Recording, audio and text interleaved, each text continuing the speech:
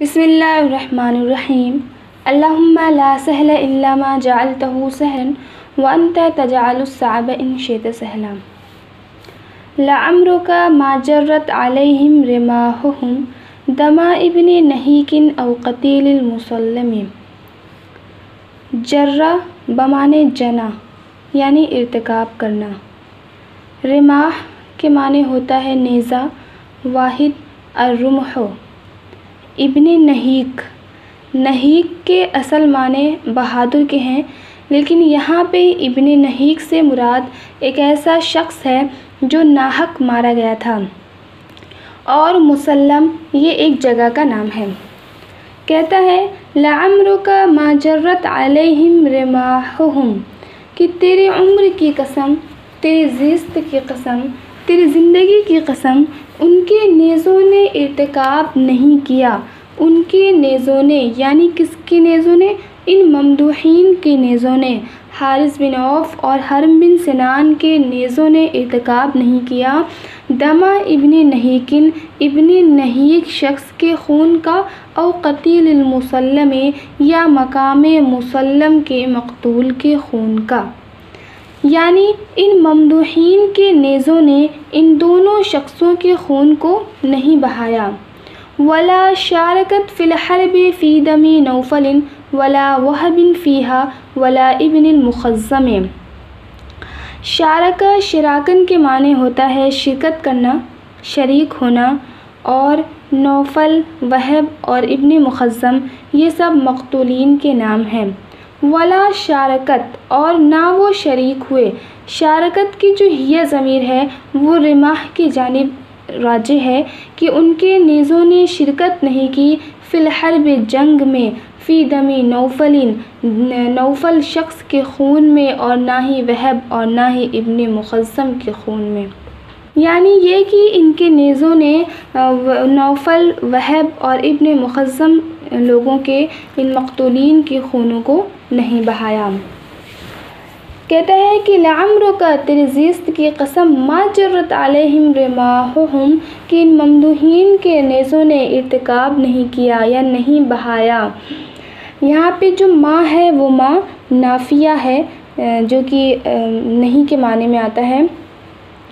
کہ ان کے نیزوں نے نہیں ارتکاب کیا ابن نہیک شخص کے خون کا، اور نہ ہی مقام مسلم کے مقتول کا، اور نہ ہی یہ نیزے شریک ہوئے فی الحرب جنگ میں، یہ جنگ میں شریک نہیں ہوئے نوفل، وہب اور ابن مخزم کے خون کرنے میں۔ فَكُلًّا أَرَاهُمْ أَصْبَحُوا يَعْقِلُونَهُ صَحِيَّاتِ مَالٍ طَالِعَاتٍ بِمَخْرِمٍ۔ عقل یعقلو کے اصل معنی ہے باندھنا، چونکہ قتیل کے وارثوں کے گھروں پر اونٹ باندھ دیا جاتا تھا،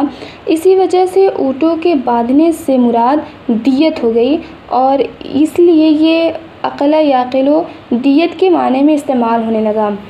اور عقل یعقلو باب ضربہ معنی ہوگا دیت دینا۔ صحیحات یعنی صحیح، سالم، تندرست، عمدہ، اور طلع یطلع طلوعاً کے معنی ہوتا ہے چڑھنا باب نصر۔ مخرم کے معنی ہے پہاڑ کی نوک کا آخری سرا، جمع مخارم۔ منقطع عن فی الجبل والطریق فیہ۔ کہتا ہے کہ فَكُلًّا أَرَاهُمْ أَصْبَحُوا يَعْقِلُونَهُ، کہ میں ان تمام لوگوں کو دیکھ رہا ہوں، یعنی ان ممدوحین کو دیکھ رہا ہوں کہ أَصْبَحُوا يَعْقِلُونَهُ، کہ یہ ان لوگوں کی دیتیں ادا کر رہے ہیں۔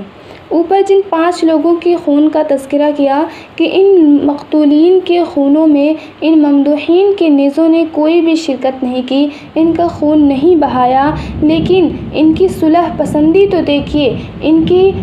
بہادری اور ان کی تعریف میں یہ کہتا ہے کہ پھر بھی میں دیکھتا ہوں کہ یہ لوگ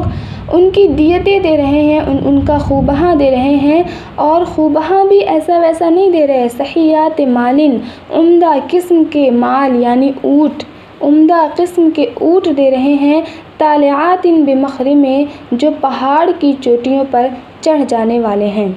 یعنی یہ کہ یہ اتنے صلح پسند ہیں کہ ان لوگوں کے خونوں میں کوئی شرکت نہیں کی، ان لوگوں کا خون نہیں بہایا، لیکن پھر بھی اپنے قوم، اپنے ملک، اپنے جس جگہ علاقے میں وہ رہتے ہیں وہاں پہ کسی بھی طرح کا کوئی فساد نہ ہو، کسی بھی طرح کی کوئی رنجش باقی نہ رہے، اس وجہ سے وہ پھر بھی ان لوگوں کی خونوں کی دیتیں دے رہے ہیں تاکہ کسی طرح صلح مصالحت کر کے معاملہ نپٹ جائے اور جنگ وغیرہ کی نوبت نہ آئے۔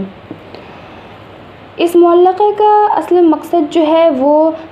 حرب بن سنان اور حارث بن عوف کی شان میں مدح ہے، کیسے انہوں نے حسین بن زمزم کے خون کرنے کی وجہ سے اس میں جنگ کی صورت برپا ہونے سے بچا لیا اس کو، اور کیسے انہوں نے یہاں پہ مصالحت کی، ان کی تمام چیزوں کو بیان کیا، پورے تمام صورتحال کا جائزہ لیتے ہوئے کہتے ہیں کہ ایسا نہیں ہے کہ انہوں نے صرف ایک انسان کے ساتھ ایسا کیا ہے، نہیں، بلکہ اس سے پہلے بھی وہ کرتے آ رہے ہیں اور کرتے ہیں کہ وہ کسی کے خون میں ان کے نیزے نہیں جاتے، ان کے نیزے کسی بھی جنگ میں شریک نہیں ہوتے، وہ کوئی بھی جنگ میں اب حصہ نہیں لیتے، لیکن جب بھی خون خرابہ ہوتا ہے، معاملات بگڑتے ہیں اور مزید جنگ کی نوبت آتی ہے تو یہ لوگ عمدہ قسم کے مال دے کر، عمدہ باتوں کے ذریعے ان دونوں قوموں کے درمیان صلح کرا لیتے ہیں اور ان کی آپسی رنجش کو ختم کرانے کی کوشش کرتے ہیں۔